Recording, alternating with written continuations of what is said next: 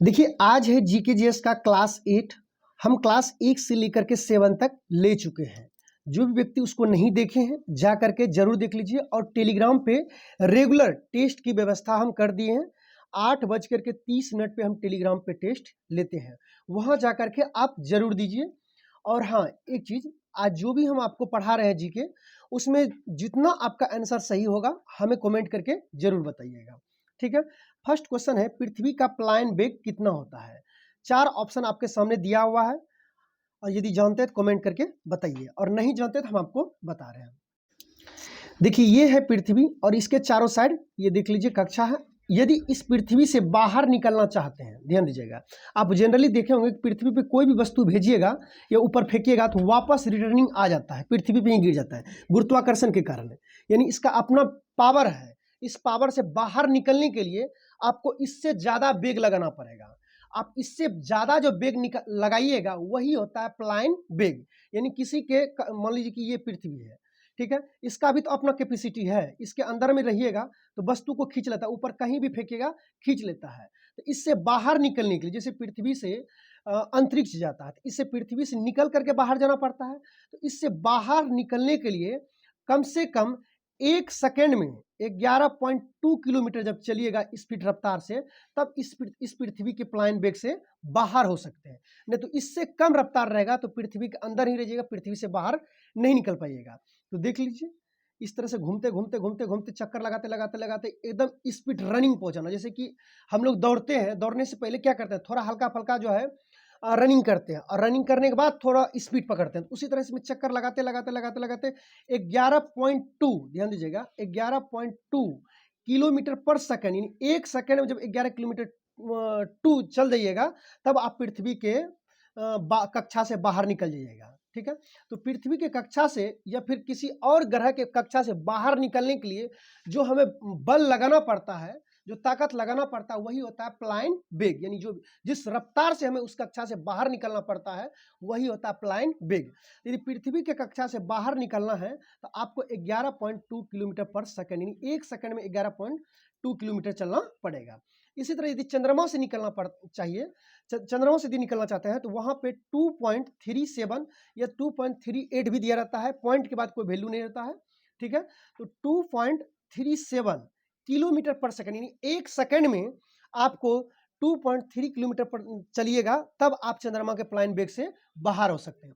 उसी तरह से सूर्य से भी यदि आप सूर्य के नजदीक चले गए हैं, आप सूर्य देखिए, सूर्य के जब नजदीक जाइए सूर्य ऑटोमेटिक आपको खींच लेगा अपनी तरफ। जैसे कि पृथ्वी के नजदीक आते हैं, पृथ्वी की कक्षा में जैसे प्रवेश कीजिएगा तो पृथ्वी अपनी ओर खींच लेता है, ठीक है। तो उसी तरह सूर्य के कक्षा में जब प्रवेश कीजिएगा तो सूर्य अपनी ओर खींच लेता है। तो सूर्य से बाहर निकलने के लिए, मान लीजिए कोई कक्षा में प्रवेश कर गया, उससे बाहर निकलने के लिए 1 सेकंड में 42 किलोमीटर चलना पड़ेगा, तब आप जो उसके सूर्य की कक्षा से बाहर निकल सकते हैं। यानी सूर्य का प्लायन वेग है 42 पॉइंट कुछ समथिंग होता है किलोमीटर पर सेकंड, और जनरली आपको 42 किलोमीटर ही दिया रहता है कॉम्पिटिटिव एग्जाम में, ठीक है। तो तीनों का हम प्लायन वेग आपको समझा दिए, प्लायन वेग क्या होता है ये भी आपको समझा दिए। किसी भी ग्रह के कक्षा से बाहर निकलने के लिए जो मुझे अलग से वेग लगाना पड़ता है, जो जिस ताकत से मुझे बल लगाना पड़ता है, उसे ही हम प्लायन वेग कहते हैं, ठीक है। तो पृथ्वी का प्लायन वेग याद रख लीजिएगा 11.2 किलोमीटर पर सेकेंड, और चंद्रमा का है 2.37 किलोमीटर पर सेकेंड, और सूर्य का है 42 किलोमीटर पर सेकेंड। तीनों का प्लायन वेग याद रख लीजिए, क्योंकि तीनों ही एग्जाम में पूछ चुका है। तो इसका आंसर क्या हो जाएगा, आंसर हो जाएगा इसका option number D is the correct answer. आगे बढ़ते हैं। कहता जब बर्फ पिघलता है तब क्या होता है। आयतन बढ़ता है, आयतन घटता है, द्रव्यमान बढ़ता है, द्रव्यमान घटता है। देखिए हम आपको बता देते हैं, बर्फ से संबंधित जितना भी क्वेश्चन आज तक पूछा है ये बताते हैं आपको। देखिए आपको पता होगा कि पानी 0 डिग्री सेल्सियस पे जम जाता है। 0 डिग्री सेल्सियस पे जमने का मतलब क्या हुआ, बर्फ बन गया, ठीक है। तो मान लीजिए कि कोई बर्फ है, वो 0 डिग्री सेल्सियस पर जमा हुआ है, ठीक है। जब इसे पिघलाइएगा तो इसमें टेम्परेचर दीजिएगा, तो 0 के बाद क्या होगा, 1 डिग्री सेल्सियस, फिर 2 डिग्री सेल्सियस, फिर 3 डिग्री सेल्सियस, फिर 4 डिग्री सेल्सियस तक, ठीक है। तो जब बर्फ को पिघलाइएगा 4 डिग्री सेल्सियस तक, जैसे कि बर्फ का आकार यहाँ पे है, आपको और बढ़िया से हम समझा देते हैं। ये रहा बर्फ का आकार 0 डिग्री सेल्सियस पे, ये रहा बर्फ का आकार, ये रहा बर्फ का आकार, और ये रहा बर्फ का आकार। 1 डिग्री सेल्सियस पर, 2 डिग्री सेल्सियस पर, और 3 डिग्री सेल्सियस पर, और 4 डिग्री, छोटा इसको कर देते हैं, छोटा मानिएगा इसे रहता है 4 डिग्री सेल्सियस पर। देखिए होता क्या है कि बर्फ जो जो पिघलने लगता है तो 4 डिग्री सेल्सियस तक इसका आयतन घट जाता है। देख रहे हैं छोटा होते जा रहा है साइज। और जब किसी चीज़ का आयतन घटेगा तो उसका घनत्व तो क्या हो जाएगा, बढ़ जाएगा। क्योंकि देखिए जितना छोटा हो रहा है इसका मतलब ये क्या होता है, एकदम सटते जा रही है, यानी घना और होते जा रहा है। ठीक है, तो बर्फ 4 डिग्री सेल्सियस तक क्या होता है, इसका आयतन घट जाता है। ठीक है, आयतन में साइज इसका छोटा हो जाता है। जब जितना छोटा साइज हो जाएगा, बड़ा साइज है और वो छोटा साइज हो जाएगा तो उसका समझ लिए घनत्व तो और क्या हो जाएगा, ज़्यादा हो जाएगा। तो बर्फ 4 डिग्री सेल्सियस पर यदि पूछ ले कि 4 डिग्री सेल्सियस पर बर्फ का घनत्व क्या होगा, तो घनत्व सबसे अधिक होगा। और आयतन पूछ ले तो आप देख ही रहे हैं आयतन क्या हो जा रहा है, छोटा हो जा रहा है। यानी बर्फ का घनत्व 4 डिग्री सेल्सियस पर सबसे अधिक होता है और आयतन सबसे न्यूनतम होता है। ठीक है, इसके विपरीत आपको समझाते हैं। मान लीजिए 4 डिग्री 0 डिग्री सेल्सियस है, 1 डिग्री सेल्सियस है, 2 डिग्री सेल्सियस है, 3 डिग्री सेल्सियस है और 4 डिग्री सेल्सियस है। ठीक है, अब इसके विपरीत मान लीजिए कोई बर्फ यहाँ 4 डिग्री सेल्सियस पे है। ठीक है, उसको और जमाइएगा, जमाते जाइएगा। 4 के बाद 3 कीजिएगा, 3 के बाद 2 कीजिएगा, 2 के बाद 1 कीजिएगा। ठीक है, 1 के बाद पुनः 0 कीजिएगा, तो देखिएगा फिर साइज इधर बढ़ते चला जाता है, इधर बढ़ते चला जाएगा। ठीक है, तो यदि आपको सवाल में दे दे कि 4 डिग्री सेल्सियस से किसी बर्फ को बर्फ 4 डिग्री सेल्सियस बर्फ का तापमान है, उसे घटा करके 0 डिग्री सेल्सियस कर दिया जाए तो उस कंडीशन में बर्फ का आयतन क्या होगा, तो उस कंडीशन में बर्फ का आयतन बढ़ जाएगा। और उस कंडीशन में बर्फ का घनत्व क्या हो जाएगा, उस कंडीशन में बर्फ का घनत्व कम हो जाएगा। ठीक है, और जनरली पानी से बर्फ का घनत्व कम ही होता है। क्यों, यदि बर्फ को आप देखे होंगे, मान आइसक्रीम कभी खाए होंगे, जनरली जो गांव में जो बिकता है पानी वाला आइसक्रीम जो रहता है, आप देखिएगा इस जगह, जिस जगह जो रहता है इस जगह देखिए थोड़ा सा उठा हुआ रहता है। या फिर घर में आप कभी फ्रिज में बर्फ को जमाइएगा, मान लीजिए कि ये ग्लास है, इसमें यहाँ तक ही पानी भरिएगा और देखिए जब जमेगा तो यहाँ तक फुल हो जाता है। इसलिए कभी कभी देखा जाता है कि ठंडे मौसम में जो प्लास्टिक का रहता है पाइप, उसमें जो पानी जाता है तो देखिए ठंडे के मौसम में कभी कभी प्लास्टिक का पाइप क्या होता है, फट जाता है। क्यों, क्योंकि पानी जमने के बाद उसका आयतन क्या होता है, बढ़ जाता है। और किसी भी चीज़ का जब आयतन बढ़ जाएगा तो उसका घनत्व तो क्या हो जाएगा, घट जाएगा। तो इस क्वेश्चन को आप एकदम ठोड़ पर रख लीजिए कि 4 डिग्री सेल्सियस पर बर्फ का घनत्व बहुत अधिक होता है और आयतन न्यूनतम होता है। एकदम दोनों क्वेश्चन दिमाग में एकदम ठोक के रख लीजिएगा। ठीक है, तो वही कह रहा है कि जब बर्फ पिघलता है तो आयतन क्या होता है, जब बर्फ पिघलता है तो आयतन क्या होता है, घटता है। क्यों, कि बर्फ 0 डिग्री सेल्सियस पे था, बड़ा साइज था, ये घट रहा था। जब इसे पिघला रहे 1 डिग्री सेल्सियस पर आए, 2 डिग्री पर, तो क्या होते जा रहा था, आयतन धीरे धीरे घटते जा रहा था। ठीक है, तो इसका आंसर क्या हो जाएगा, answer number B is the correct answer हो जाएगा। हमें उम्मीद है इस क्वेश्चन को आप अच्छी तरह से समझ गए होंगे, और कहीं डाउट होगा तो हमें कमेंट करके जरूर बताइएगा। ठीक है, कहता है गौतम बुद्ध ने अपना उपदेश किस भाषा में दिया था। देखिए गौतम बुद्ध ने अपना उपदेश जो दिया था वो पाली भाषा में दिया था। 4 ऑप्शन आपके सामने है, पाली भाषा में दिया था। यहाँ पे एक सवाल और आता है कि गौतम बुद्ध ने अपना पहला उपदेश कहाँ दिया था, तो याद रखिए पहला उपदेश सारनाथ में दिया था, और सर्वाधिक उपदेश कहाँ दिया था, तो श्रावस्ती में। ठीक है, तो सर्वाधिक उपदेश श्रावस्ती में, अब पहला उपदेश सारनाथ में दिया था। ठीक है, और ज्ञान की प्राप्ति कहाँ हुआ था, आपको पता ही होगा, बोधि वृक्ष के नीचे, जिसे पीपल का वृक्ष कहते हैं, पीपल वृक्ष के नीचे उसे ज्ञान की प्राप्ति हुआ था, बोध गया में। ठीक है, तो चारों क्वेश्चन आप याद रख लीजिएगा। और एक क्वेश्चन याद रख लीजिएगा कि गौतम बुद्ध का जन्म कहाँ हुआ था, तो लुम्बिनी में हुआ था। ठीक है, मृत्यु कहाँ हुआ था, कुशीनगर में। कुशीनगर पड़ता है उत्तर प्रदेश में और लुम्बिनी पड़ता है नेपाल में। ये जितना भी क्वेश्चन आपको बताए एग्जाम में कई बार पूछ चुके हैं। 5 क्वेश्चन टोटल याद रखिएगा। गौतम बुद्ध ने अपना उपदेश सबसे पहले कहाँ दिया था, तो सारनाथ में। सर्वाधिक उपदेश कहाँ दिया, श्रावस्ती में। और किस भाषा में दिया, पाली भाषा में। ज्ञान की प्राप्ति कब हुआ, बोधि वृक्ष के नीचे, बोध गया में, पीपल वृक्ष के नीचे। ठीक है, आगे बढ़ते हैं। आगे है मत्स्य पालन का अध्ययन क्या कहलाता है? मत्स्य पालन का अध्ययन क्या कहलाता है? तो मत्स्य पालन का अध्ययन कहलाता है पीसी कल्चर। वैसे भी मछली को पीस बाय पीस बनाते हैं, नहीं कहते हैं ये मछली है, इसे पीस बाय पीस बनाइए, ठीक है। आप इस तरह से याद रख लीजिएगा, मत्स्य पालन का अध्ययन क्या कहलाता है? तो पीसी कल्चर। इसमें एक दो और कल्चर है, देखिए एपी कल्चर। एपी होता है मधुमक्खी का पालन, ठीक है। आपको पता होगा कि मधुमक्खी के झुंड में रानी की संख्या एक ही होता है, सिंगल। कहीं कहीं सवाल में एक या दो दे देता है, लेकिन सामान्यतः एक ही रहता है रानी, ठीक है। तो एक पिया हुआ है, एपी कल्चर, ऐसे याद रखिएगा, एक पिया यानी एक ही पिया है, तो एपी कल्चर याद रखिएगा, ठीक है। मधुमक्खी का पालन क्या कहलाता है? एपी कल्चर, क्योंकि मधुमक्खी का जो झुंड होता है उसमें मात्र एक रानी रहता है, ठीक है। उसमें लेबर भी होता है, आपको मधुमक्खी का कैटेगरी बता देंगे, जिस दिन डिटेल से लेंगे तो उस दिन बता देंगे। उसमें कुछ लेबर होते हैं और कुछ रानी के पीछे लगे हुए रहते हैं। आगे चलते हैं, इसमें एक चीज और याद रख लीजिएगा, पीसी कल्चर मत्स्य पालन का अध्ययन, एपी कल्चर मधुमक्खी, और सेरी कल्चर रेशम कीट का पालन। रेशम कीट का पालन का अध्ययन, जो कल भी हम आपको बताते हैं कि रेशम का सबसे बड़ा उत्पादक भारत में यदि कोई राज्य है तो कर्नाटक है, लगभग 8200 मीट्रिक टन लगभग वो उत्पादन करता है, ठीक है। तो ये तीनों क्वेश्चन याद रख लीजिएगा, तीनों क्वेश्चन जो है एग्जाम में पूछ चुका है। आगे बढ़ते हैं, देवधर ट्रॉफी किस खेल से संबंधित है? 4 ऑप्शन आपके सामने दिया हुआ है, यदि जानते हैं तो हमें कमेंट करके जरूर बताइए। देखिए हम बताते हैं, देवधर ट्रॉफी जो है क्रिकेट से संबंधित है। इससे संबंधित कुछ और याद रख लीजिएगा, खास करके देवधर ट्रॉफी, रणजी ट्रॉफी, ये सब खिलाड़ी है। खिलाड़ी की जब खिलाड़ी जब मृत्यु होता है, यदि वो अच्छा परफॉर्मेंस करते हैं तो उसके सम्मान में इस तरह का ट्रॉफी शुरू किए जाते हैं।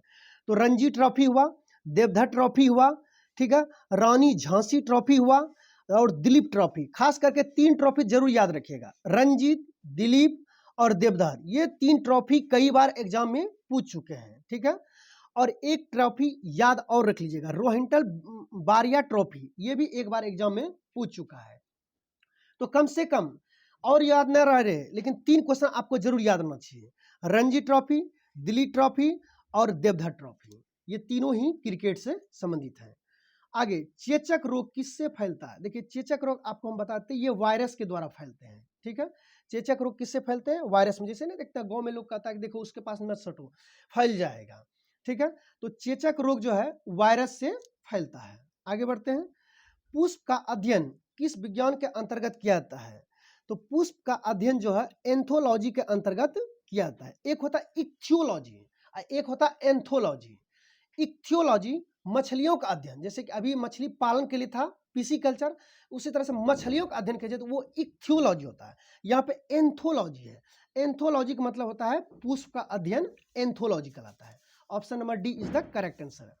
आगे बढ़ते हैं, कहता है नोबेल पुरस्कार अल्फ्रेड नोबेल के नाम से शुरुआत हुआ। यह पता होगा आपको कि नोबेल पुरस्कार की शुरुआत 1901 में हुआ है, ठीक है। ये किसके सम्मान में शुरुआत हुआ है? तो अल्फ्रेड नोबेल के सम्मान में शुरुआत हुआ है। तो इन्होंने किस चीज का खोज किया था? इन्होंने डायनामाइट का खोज किया था, ठीक है। तो याद रखिएगा, डायनामाइट का खोज किया था किसने? अल्फ्रेड नोबेल ने, ठीक है। और इसके सम्मान में 1901 से जो है नोबेल पुरस्कार की शुरुआत हुआ है। आगे, रामकृष्ण मिशन संस्था का स्थापना किसने किया था? देखिए रामकृष्ण मिशन की स्थापना, 4 ऑप्शन आपके सामने दिया हुआ है। रामकृष्ण मिशन की स्थापना कलकत्ता में 1897 में हुआ है, ध्यान रखिएगा, 1 मई 1897 को। यह स्थापना किसने किया ये जान लीजिए। रामकृष्ण परमहंस के शिष्य थे स्वामी विवेकानंद, ध्यान रखिएगा। रामकृष्ण परमहंस के शिष्य थे कौन? स्वामी विवेकानंद। स्वामी विवेकानंद ने ही रामकृष्ण मिशन की स्थापना किया 1897 में, ध्यान में रखिएगा, ठीक है। आगे बढ़ते हैं, आगे वायुमंडल में कितना प्रतिशत ऑक्सीजन होता है? देखिए वायुमंडल में ऑक्सीजन का प्रतिशत 4 ऑप्शन दिया हुआ, यदि जानते हैं तो ठीक है, नहीं जानते हम आपको बताते हैं। वायुमंडल में ऑक्सीजन की प्रतिशत 21% जो है, ऑक्सीजन 21 पॉइंट कुछ समथिंग कहीं कहीं दिया रहता है, लेकिन जनरली सामान्य बुक में जो है 21% दिया रहता है। तो वायुमंडल में ऑक्सीजन की कितना प्रतिशत होता है? 21%। और हाँ, एक चीज याद रखिएगा, नाइट्रोजन का भी प्रतिशत पूछता है, 78.09% जो है वायुमंडल में ऑक्सीजन की नाइट्रोजन की मात्रा रहता है, और ऑक्सीजन 21%, ठीक है। एक दिन और आपको बताए थे कि ओक्रिया गैस में से सर्वाधिक ओक्रिया गैस आर्गन पाया था वायुमंडल में, 0.93% सर्वाधिक है। और कौन सा ओक्रिया गैस वायुमंडल में नहीं पाया था? तो आपको हम बताए थे रेडोन, ठीक है। और रेडोन सबसे भारी ओक्रिया गैस है। सभी ओक्रिया गैसों में से रेडोन वायुमंडल में नहीं पाया जाता है, और सबसे अधिक पाया कौन जाता है, तो ऑर्गन पाया जाता है, वो 0.93%। एकदम दिमाग में याद रख लीजिए। सिलेक्शन लेना है तो आपको क्वेश्चन को याद रखना है और कॉपी कलम साथ में रखा कीजिए, जो हम एक्स्ट्रा बताते हैं उसे ध्यान में रखा कीजिए। आगे है, टेलीविजन का आविष्कार किसने किया है? टेलीविजन का आविष्कार ऑप्शन नंबर बी में है, जेएल बेयर्ड ने किया। एकदम दिमाग में याद रख लीजिएगा, टेलीविजन का खोज जो है जेएल बेयर्ड ने किया है, ध्यान रख लीजिएगा। देखिए सभी क्वेश्चन का ऑप्शन हम क्लियर नहीं करते हैं, क्योंकि क्वेश्चन जीके जीएस का अथाह है। एग्जाम में किस तरह से क्वेश्चन पूछा जाएगा वो यदि आप ढूंढ लिए तो सिलेक्शन हो जाएगा, वरना पोथी तो पढ़ा हुआ है, पोथी पढ़ पढ़ के पंडित भय ने को 2.5 अक्षर प्रेम का पढ़े तो पंडित सो हो, आप तो जानबे किए उनका था। तो उसी तरह एग्जाम में क्या पढ़ना और क्या नहीं पढ़ना, ये यदि स्टूडेंट डिसाइड कर लिया और वो यदि चुन लिया तो सिलेक्शन उसे लेने से कोई रोक नहीं सकता है। ठीक है, तो टेलीविजन का आविष्कार किसने किया? जेएल बेयर्ड ने। आगे बढ़ते हैं, विश्व जल दिवस कब मनाते हैं? देखिए विश्व जल दिवस और बिहार दिवस दोनों एक ही डेट को मनाया जाता है। विश्व जल दिवस जो है 22 मार्च को, और आपको हम बताए थे बिहार दिवस भी 22 मार्च को मनाया जाता है। आगे बढ़ते हैं, लोकटक झील कहाँ स्थित है?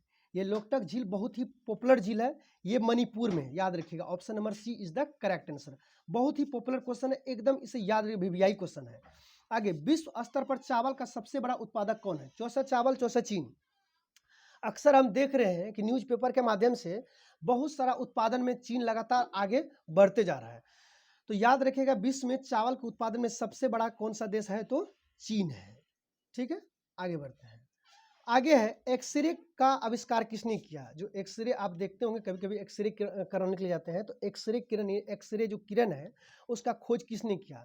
तो याद रख लीजिए, दिमाग में एकदम ठोक करके, रोएंटजन ने किया। एकदम बहुत वीवीआई क्वेश्चन है, एकदम ठोक के इसको याद रख लीजिएगा, ये कई बार एग्जाम में पूछ चुका है। एक्सरे का खोज किसने किया? रोएंटजन ने किया। आगे, शिवाजी स्टेडियम कहाँ स्थित है? आप शिवाजी स्टेडियम से आपको लगेगा कि मुंबई हम मार दें, क्योंकि शिवाजी मुंबई से, मराठा संबंधित है मुंबई से, लेकिन नहीं, शिवाजी स्टेडियम नई दिल्ली में, जो कि हॉकी खेल के लिए फेमस है। ठीक है, हॉकी खेल के लिए फेमस है, याद रखिएगा। शिवाजी स्टेडियम कहाँ है? ये नई दिल्ली में है, और किस खेल के लिए फेमस है? हॉकी खेल के लिए। आगे, शरीर में रक्त को शुद्ध करता है। देखिए, शरीर में रक्त को शुद्ध, हृदय, गुर्दा, गुर्दा यहाँ पे किडनी होता है, यहाँ गुदा याद नहीं रखिए, कोई कोई इंसान गुदा, गुदा वो अलग चीज होता है, यहाँ गुर्दा की बात कहा गया है, गुर्दा यहाँ किडनी के बारे में बोला गया है। ठीक है, तो गुर्दा जो है रक्त को क्या करते हैं? शुद्ध करते हैं। आगे बढ़ते हैं, कंप्यूटर का जनक किसे कहते हैं? एकदम वीवीआई क्वेश्चन है, दिमाग में ठोक लीजिए। कंप्यूटर का जनक चार्ल्स बेबेज को कहते हैं। Option number A is the correct answer. Charles Babbage को जो है कंप्यूटर का जनक कहते हैं। आगे, कलिंग महाजनपद की राजधानी कहाँ थी? देखिए, कलिंग आपको कल भी बताए थे, कलिंग उड़ीसा का पुराना नाम कोई है, तो ध्यान रखिएगा, उड़ीसा का पुराना नाम कलिंग है। ठीक है, कलिंग की राजधानी, जिस समय उड़ीसा का नाम कलिंग हुआ करता था, उस समय कलिंग की राजधानी कहाँ थी? तोसली था। ठीक है, कलिंग की राजधानी कहाँ था? तोसली, अशोक के शासनकाल में। आगे, वर्षा की बूंद गोलाकार क्यों होते हैं? तो वर्षा की बूंद जो गोलाकार होते हैं वो पृष्ठ तनाव के कारण होता है। जैसे ये गोल है, इसका जो ऊपर ऊपर लेयर होता है एकदम तनावपूर्ण में रहता है, यानी अंदर की ओर खिंचा हुआ रहता है इस तरह से, जिसके वजह से वो क्या होता है? गोल होता है। तनावपूर्ण मतलब समझते हैं, कहीं भी तनाव हो तो समझ लीजिए वहां पे बहुत ज्यादा जो है सेंसिटिव वो एरिया रहता है। ये ऊपर का जो एरिया रहता है एकदम तनावपूर्ण रहता है, जिसकी वजह से ये क्या होता है? गोल हो जाते हैं। तो वर्षा के बूंद जो गोलाकार होते हैं वो पृष्ठ तनाव के कारण होते हैं। आगे बढ़ते हैं, धर्म को राजनीति से अलग करने वाला पहला मुगल शासक कौन था? अकबर था। इन्होंने बोला था धर्म को अपने जगह रखिए और राजनीति को अपने जगह रखिए। कभी कभी देखिएगा लोग अभी भी वर्तमान में धर्म की बात करते करते वो धीरे धीरे राजनीति में प्रवेश कर जाते हैं, राजनीतिक पर बात भी कर रहे हैं और धर्म की भी बात कर रहे हैं। तो अकबर ने बोला था, जो मुगल सम्राट अकबर थे, उन्होंने साफ शब्दों में कहा था धर्म को राजनीति से अलग कीजिए। और हाँ, यदि मुगल वंश के शासक चाहते हैं कि क्रम से कौन कौन से हैं, तो हम आपको बता देते हैं। इसका एक ट्रिक होता है, बाहों में आजा सैया। ठीक है, वो से बाबर, हो सो हुमायूं। ठीक है, बाहों में, मो को छोड़ दीजिएगा, आ मतलब अकबर, जा मतलब जहांगीर, सो से मतलब शाहजहां, सैया, या से वहां औरंगजेब, याद रखिएगा। ठीक है, इस तरह से क्रम में आपको, वैसे हम एक ट्रिक बना करके पॉपुलर आपको दे देंगे। तो मुगल वंश का जो भी शासक है क्रम से, वो क्रम से आपको याद हो जाएगा एक ही ट्रिक में। ठीक है, बाहों में आजा सैया। और बैक्टीरिया के बारे में भी आपको हम बताए थे, और लाइव वैक्सीन जो है उसके बारे में भी बोले थे। हम सबका एक पॉपुलर रूप, मतलब एक प्रॉपर रूप से एक वीडियो बना करके हम डाल देंगे। ठीक है।